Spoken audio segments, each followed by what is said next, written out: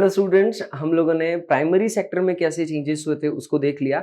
Now we are starting with the secondary sector की changes कैसे है, what are the historical changes in the secondary sector. अब secondary sector में क्या हुआ, धीरे धीरे क्या हुआ, लोगों प्राइमरी सेक्टर से अब सेकेंडरी सेक्टर में क्यों मूव करने लगे, बिकॉज ऑफ एडवांस टेक्नोलॉजी अब सेकेंडरी सेक्टर के पास मिलने लगी।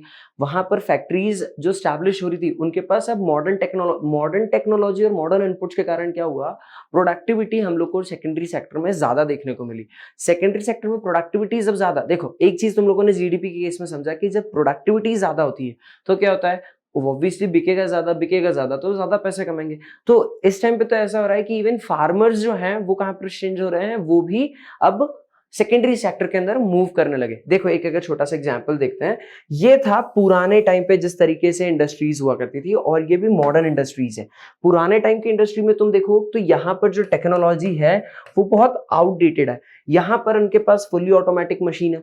फुली ऑटोमेटिक मशीन, यहाँ पर क्या होता था, ज्यादा से ज्यादा लेबर वर्क की रिक्वायरमेंट होती थी, ठीक है, और इतना ज्यादा सिस्टमैटिक वर्क नहीं हो पाता था एज कंपेयर टू अब यहाँ पर पूरा क्या होता है, मैनुअल वर्क की जगह ऑटोमेटिक वर्क पे शिफ्ट हो गया। ऑटोमेटिक वर्क शिफ्ट होने के चक्कर में क्या हुआ, जो प्रोडक्टिविटी थी वो और ज्यादा बढ़ गई। प्रोडक्टिविटी के साथ जो क्वालिटी ऑफ प्रोडक्ट थी वो भी क्या हो गए, एक्सपैंड हो गए थे, जिसके चक्कर के अंदर जो हम लोग का एरिया ऑफ ऑपरेशन था कि अब पहले हम लोग सिर्फ इंडिया के अंदर सीमित थे हमारे प्रोडक्ट्स के, लेकिन अब उसको एक्सपोर्ट भी हम लोग अच्छे लेवल पे करने लगे। Now what are the changes in the tertiary sector. अब देखो टर्शरी सेक्टर को हम लोगों ने समझा कि एक ऐसा सेक्टर होता है जो सर्विस ओरिएंटेड होता है। यहाँ पर सर्विस सेक्टर की बात की जाती है।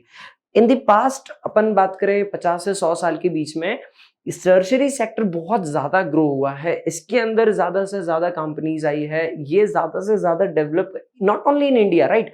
अपन इंडिया की बात तो कर ही रहे, इंडिया में तो चेंजेस हुए ही हुए हैं, but in the world economy, ठीक है, ग्लोबल लेवल पे भी सबसे ज्यादा जो जीडीपी कंट्रीब्यूट कर रहा है वो कौन सा है, वो है टर्शरी सेक्टर। जीडीपी में कंट्रीब्यूट कर रहा है, इवन एम्प्लॉयमेंट के अंदर भी ग्रेटर सेगमेंट अब कौन आ रहा है, टर्शरी सेक्टर आ रहा है। टर्शरी सेक्टर में क्या आता है, जितने भी, चाहे हम बैंकिंग ले लो, ट्रांसपोर्टेशन ले लो, ठीक है, हॉस्पिटैलिटी ले लो, ये सारे सेगमेंट कहां पर देखने को मिल जाएंगे, हम लोग को टर्शरी सेक्टर में देखने को मिलेंगे।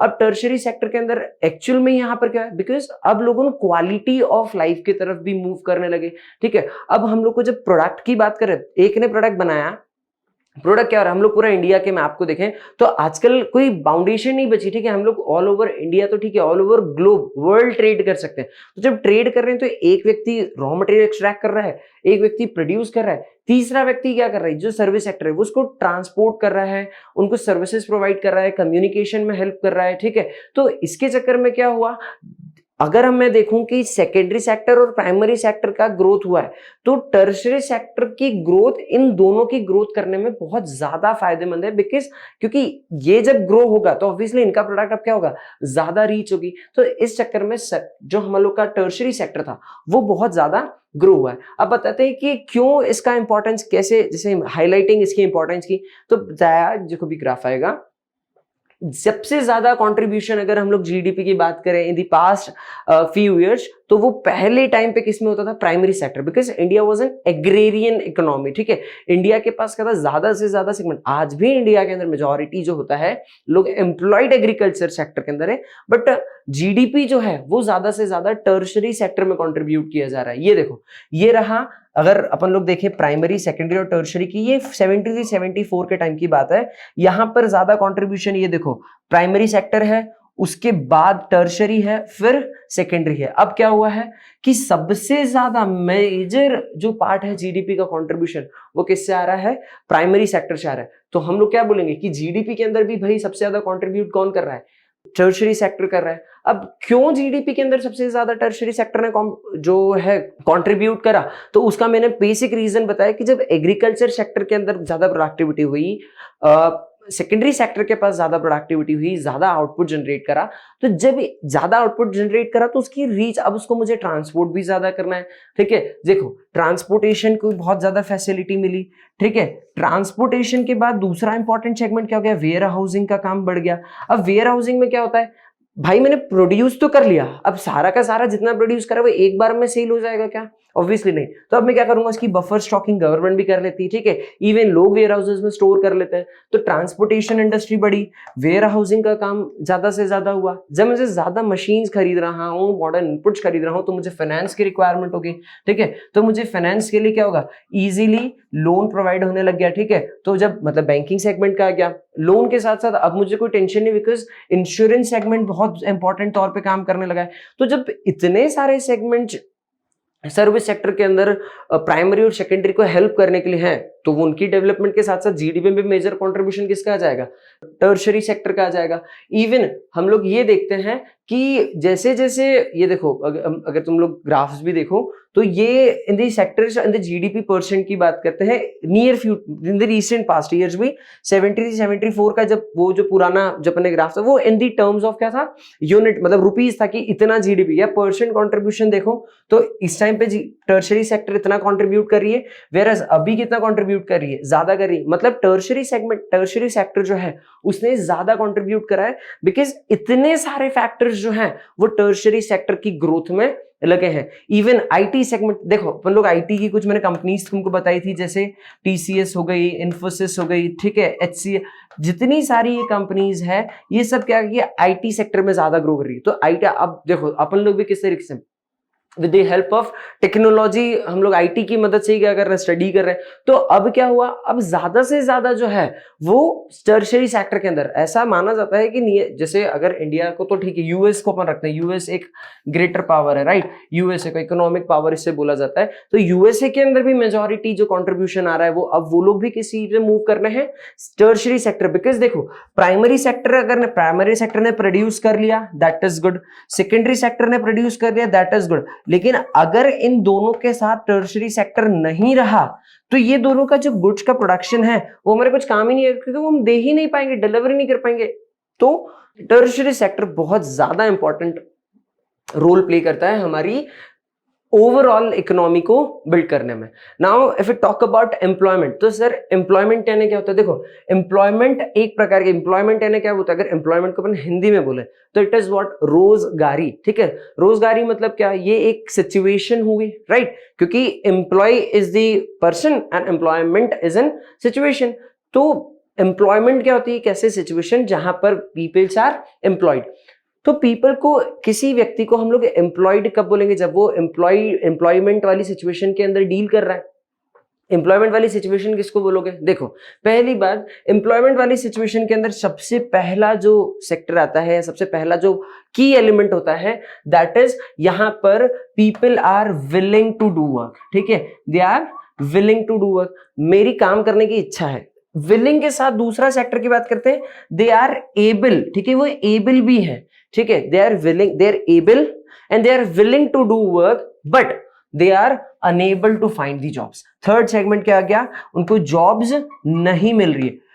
ये लोग विलिंग किस रेट पे, जो मार्केट में रेट चल रहा है, ठीक है, मार्केट में जो भी वेज रेट चल रहा है उस पे भी ये काम करने की इच्छा रखते हैं कि ठीक है भाई, मार्केट में अगर 100 रुपीज पर आवर का भी रेट है तो वी आर अग्री, ठीक है, वी आर अग्रीइंग कि मैं इस काम पे करने की इच्छा रख रहा हूं, लेकिन स्टिल मेरे को जॉब नहीं मिल रही और मैं कैपेबल हूं, मेरे पास सारी जो एसेंशियल्स हैं, जो उस काम को करने की जरूरतें हैं, जो भी रिक्वायरमेंट्स होती है वो सारी मेरे पास है, लेकिन स्टिल मुझे जॉब नहीं मिल रही है। That situation is known as unemployment.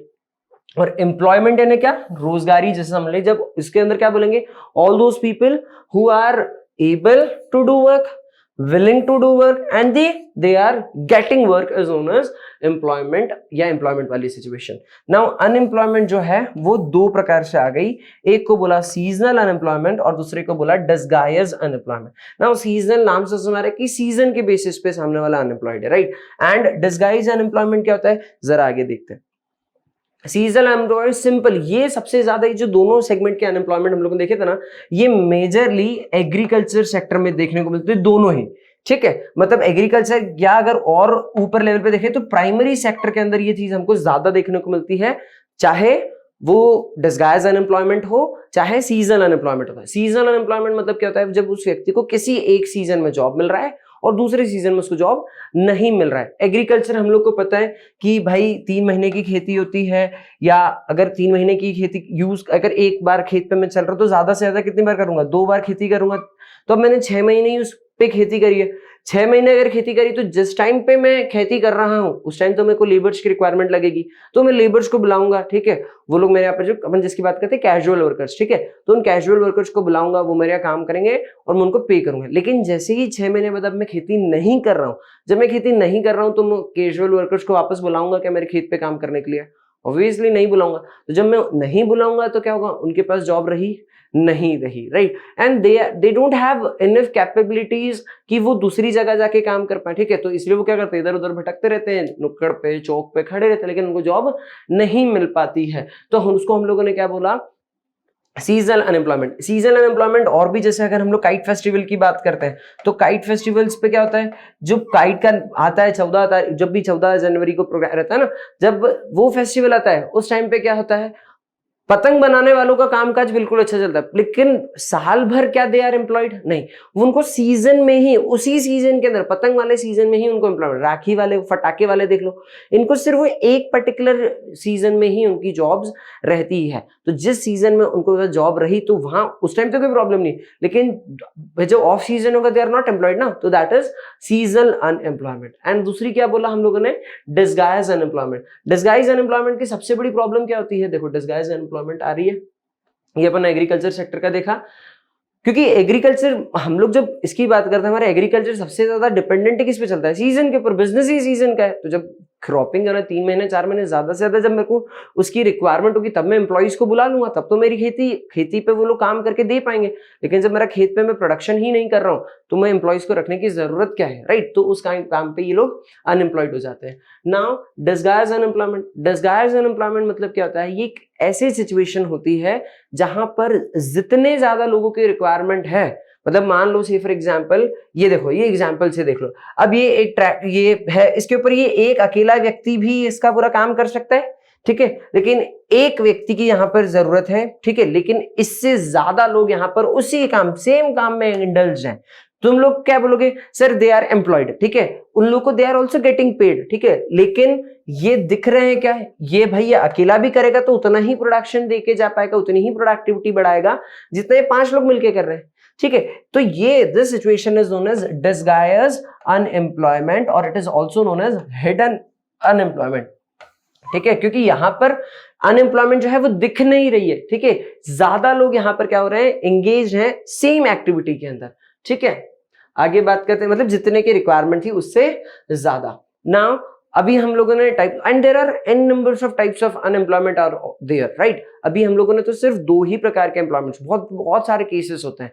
तो अगर देश की हम लोग बात करें तो अभी जैसे तुम रिसेंटली देख रहे हो कि कोविड के कारण बहुत सारे लोगों की क्या हो गई है, जॉब्स चली गई है, ठीक है, हमारी इकोनॉमी में अनएम्प्लॉयमेंट जो है वो बहुत ज्यादा बढ़ रही है, रेट ऑफ अनएम्प्लॉयमेंट जो है वो बढ़ते जा रहा है। तो अब अगर अनएम्प्लॉयमेंट बढ़ते जा रही तो उसके लिए क्या करना पड़ेगा, अब सोचो जो लोग एक्चुअल में स्किल्ड हैं, ठीक है, उनको ही नौकरी नहीं मिल रही, तो जो अनस्किल्ड लेबर्स हैं उन लोगों का क्या हाल हो रहा होगा। तो इतने बुरे फेज के अंदर जब एम्प्लॉयमेंट का प्रॉब्लम आ रहा है तो गवर्नमेंट को, हम लोग क्या कर सकते हैं भाई, गवर्नमेंट को कुछ ना कुछ करना पड़ेगा। एंड जो लोग इंडस्ट्री ओनर्स है, अब वो लोग एम्प्लॉयमेंट जब दे पाएंगे ना जब एक्चुअल में प्रोडक्शन होगा, बट तो प्रोडक्शन ही नहीं हो रहा है तो क्या, तो गवर्नमेंट को क्या करना चाहिए, कुछ ना कुछ स्टेप्स लेना चाहिए कि वो कैसे भी करके इकोनॉमी में एम्प्लॉयमेंट जनरेट करे। अब वो गवर्नमेंट को भी पता है कि ऐसा कुछ करना चाहिए, तो government have taken varieties of measures. जैसे अगर हम बात करें, ठीक है, मनरेगा करके अभी नरेगा करके आएगी, मनरेगा ये सारी बहुत सारी योजनाएं स्टार्ट करी, ठीक है, स्वरोजगार योजना, रोजगार योजना, there are an numbers of schemes जो कि गवर्नमेंट ने इनिशिएट करी to create employment in the economy. क्योंकि अगर एम्प्लॉयमेंट क्रिएट होता है, बेटर एम्प्लॉयमेंट विल गिव क्या होता है, बेटर लाइफ। बेटर लाइफ मतलब इकोनॉमी बेटर हो रही है, तो ये सीरीज ऑफ एक्टिविटी। तो अगर हमारी इकोनॉमी को डेवलप करना है तो वी नीड टू डेवलप या we need to create employment. Now अभी अगर हम देखें सबसे ज्यादा एक एग्जांपल देखते हैं अपन, डिस्कस बेसिक। अगर मैं बात करूं हमारे इंडिया के अंदर प्राइमरी सेक्टर, सेकेंडरी सेक्टर और टर्शरी सेक्टर, ठीक है, 3 सेक्टर्स है। तीनों सेक्टर्स के अंदर अगर हम लोग एम्प्लॉयमेंट की बात करें तो आज भी मेजॉरिटी ऑफ पीपल कहां पर एंगेज्ड है, प्राइमरी सेक्टर के अंदर, ठीक है। लेकिन क्या ये लोग जीडीपी में उतना कंट्रीब्यूशन कर पा रहे हैं? अभी हम लोगों ने पहले ग्राफ्स भी देखे, ऑब्वियसली नहीं। सबसे ज्यादा लोग कहां पर है, प्राइमरी सेक्टर पर। रॉ फिगर भी ले तो अप्रोक्सीमेटली 40 to 45% जो लोग हैं वो प्राइमरी सेक्टर में एंगेज हैं, ठीक है। डिस्गाइज अनएम्प्लॉयमेंट वाली प्रॉब्लम देखो यहाँ पर। और जीडीपी में कंट्रीब्यूट कुछ सिर्फ 17 to 18% कर रहे हैं, मतलब लेस देन 20%। तो जब इतना कम जीडीपी कंट्रीब्यूशन हो रहा है और इतने मेजर लोग एम्प्लॉयड है तो ये प्रॉब्लम है। कम लोग कहां पर एम्प्लॉयड है, इससे कम बात करेंगे तो इससे कम सेकेंडरी में, उससे कम टर्शरी में। और टर्शरी में कम होने के बावजूद भी मेजॉरिटी ऑफ जीडीपी कंट्रीब्यूशन कौन दे रहा है तुमको, टर्शरी सेक्टर दे रहा है।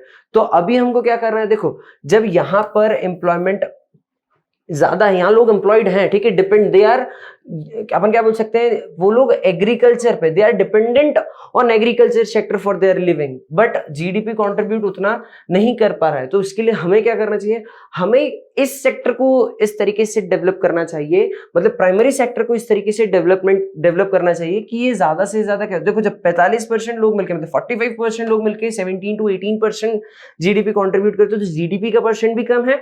इवन ये जो एम्प्लॉयमेंट है, ये हिडन अनएम्प्लॉयमेंट का भी एक बहुत बड़ा प्रॉब्लम यहाँ पर देख रहा है हम लोग। तो अगर ये लोग प्रॉपरली इस सेक्टर को हम लोग चैनलाइज करें तो क्या होगा, ये सेक्टर जो है यहाँ पर हिडन एम्प्लॉयमेंट वाली सिचुएशन भी खत्म होगी और जीडीपी में इसका कंट्रीब्यूशन भी क्या होगा, बढ़ेगा। तो उसके लिए क्या होना चाहिए, देखो उसके लिए उन्होंने बहुत सारे सेगमेंट्स बताए कि हम लोग को ट्रांसपोर्टेशन सेक्टर में इन्वेस्ट करना चाहिए। ट्रांसपोर्टेशन सेक्टर में इन्वेस्ट करने से क्या होगा, देखो हमारे इंडिया का इंफ्रास्ट्रक्चर बहुत प्रॉब्लम देता है, ठीक है। अभी भी हम लोग गांव से शहर की बात करते हैं तो वहां पर भी डोंट हैव कॉन्क्रीट रोड या फिर प्रॉपर रोड्स नहीं है जिसके थ्रू हम क्या कर सके, ट्रांसपोर्ट कर सके। हम लोगों के पास बहुत सारे गांव ऐसे हैं जहां पर इलेक्ट्रिसिटी की रीच आज भी नहीं है, वहां पर अभी भी बहुत ज्यादा, जब इलेक्ट्रिसिटी नहीं है तो वहां क्या हो रहा है, हम लोग प्रोडक्शन नहीं कर पा रहे हैं, ठीक है, या बहुत ज्यादा पावर फेलियर होता है। तो अगर इलेक्ट्रिसिटी नहीं हो रही है, इंफ्रास्ट्रक्चर आउटडेटेड है, तो उसके चक्कर में मैं जब ये प्राइमरी और सेकेंडरी सेक्टर को ही ग्रो नहीं कर पाऊंगा तो मैं कैसे इस प्रोडक्ट को आगे तक ट्रांसपोर्ट कर पाऊंगा, राइट। तो मुझे इन्होंने बताया कि पहले तो मुझे इंफ्रास्ट्रक्चर के अंदर भी क्या करना चाहिए, बेसिक लेवल ऑफ इन्वेस्टमेंट करना चाहिए ताकि वो सपोर्ट कर पाए मुझ किसको, प्राइमरी और सेकेंडरी सेक्टर को। यहां पर इन्होंने ट्रांसपोर्टेशन सेक्टर बोला है, मतलब ये दे आर जस्ट कि यहाँ भाई transportation sector, but I am talking about कि ट्रांसपोर्टेशन सेक्टर में तो करना ही चाहिए, प्लस मेजरली टर्शरी सेक्टर, मतलब आपको सपोर्ट सर्विसेज को भी इतना ज्यादा साउंड बनाना चाहिए क्योंकि बहुत सारे लोग के हिंड्रेंस हो जाता है। क्यों, क्योंकि यार भाई मैंने प्रोड्यूस कर तो लिया लेकिन मैं वहां तक जाऊंगा कैसे, उसको बेचूंगा कैसे, तो उसके लिए आपके पास क्या दे रखी, सर्विसेज दे रखी। इवन बहुत सारी जगह ऐसी है जहां पर they have sound infrastructure but they don't have adequate finance कि वो बिजनेस को स्टार्ट कर सके, ठीक है, उन लोग के पास इतनी अपॉर्चुनिटीज नहीं होती, they don't have enough ideas या they don't have enough skills. तो इसके लिए सरकार ने क्या कर रखा है, स्किल इंडिया मिशन लगा रखा है, स्टार्टअप इंडिया स्कीम लगा रखी। तो उसके चक्कर में भी क्या हो रहा है, धीरे धीरे हमारे इंडिया के अंदर क्या हो रहा है, एक सेगमेंट में एम्प्लॉयमेंट भी जनरेट हो रही है प्लस वो इकोनॉमी बिल्डिंग का भी काम कर रही है, राइट। बैंकिंग सेक्टर, जितने हम लोग, ये टर्शियरी सेक्टर की बात कर ली, देखा हर सेक्टर में हम लोगों को क्या करना पड़ेगा, कंट्रीब्यूट करना पड़ेगा। ये देखो ये एग्रीकल्चर सेक्टर के अंदर जब हिडन अनएम्प्लॉयमेंट का हम लोगों ने प्रॉब्लम देखा, प्लस एग्रीकल्चर सेक्टर के अंदर सबसे ज्यादा प्रॉब्लम क्या होता है कि हम लोग के पास सीजनल अनएम्प्लॉयमेंट भी यहीं देखने को मिलता है, बिकॉज हम लोग की इतनी ज्यादा हम लोगों ने क्या बोल सकते हैं, फर्टिलाइजर्स या केमिकल्स का यूज कर लिया कि सॉइल की फर्टिलिटी खराब होगी। अब सॉइल की फर्टिलिटी को रीमेंटेन करने के लिए या फिर वापस बनाने के लिए हमको, मतलब उसको मेंटेन करने के लिए या वापस करने के लिए क्या क्या करना पड़ेगा उसको, भाई कम से कम 3 महीने 4 महीने उस खेत के अंदर ऐसा कैसे मैन्योर्स ऐड करके या फिर वापस उसमें कुछ ना कुछ ऐड करके रखना पड़ेगा। क्योंकि अगर हम लोग उसके ऊपर कंटिन्यूअसली फार्मिंग करते जाएंगे तो एक टाइम के बाद हम लोग का खेत खराब हो जाएगा, बैरन लैंड में कन्वर्ट हो जाएगा, राइट। तो उसके लिए क्या करो आप, उसके लिए साइंटिफिक फार्मिंग करो। साइंटिफिक फार्मिंग मतलब प्रॉपरली एनालाइज करो, जितने लोगों के रिक्वायरमेंट है वहां उतने ही लोग वहां पर एम्प्लॉयड रहे, प्लस प्रॉपर टेक्निक्स रहे, राइट, जिसके चक्कर में एम्प्लॉयमेंट के ऊपर भी ज्यादा ध्यान दिया जाएगा, सॉइल की फर्टिलिटी भी मेंटेन रहेगी, प्लस हम लोग ज्यादा ग्रेटर आउटपुट भी जनरेट कर पाएंगे, राइट। आगे मूव करते हैं। ये देखो कोविड के टाइम का सीन बता रहे हैं, कोविड के साथ सबसे ज्यादा किसने हेल्प करी है, हॉस्पिटल सेक्टर्स ने, डॉक्टर्स ने, सब काहे में आ रहे हैं, they are in service sector, ठीक है। ये सर्विस सेक्टर, तो सर्विस सेक्टर का भी ग्रेटर रोल है। अभी किसकी बात करें हम लोग, एम्प्लॉयमेंट जनरेशन के अंदर, राइट। नाउ नरेगा जो बता रहा था, ये मनरेगा जो है, एमजी नरेगा, नरेगा इसको बोलते हैं। 2005 के अंदर एक एक्ट पास हुआ था। इसके अंदर इसने क्या कहा कि सरकार की तरफ से मिनिमम, देखो मिनिमम कितने दिन का, 100 days of employment per year का आपको मिलेगा, ठीक है। एक व्यक्ति को 100 दिन का रोजगार सरकार की तरफ से मिलेगा ही मिलेगा। कौन, जो अनस्किल्ड लेबर होता है ना, राइट, उसकी बात कर रहे हैं, ठीक है। जब वो व्हेन ही वाज क्या बोलते हैं हम लोग, when he was not capable of getting the job, right, उसके पास नहीं मिल रही है जॉब, तो उस केस में क्या करेंगे हम लोग, उसको सरकार के एंड से 100 डेज का एम्प्लॉयमेंट प्रोवाइड करेंगे।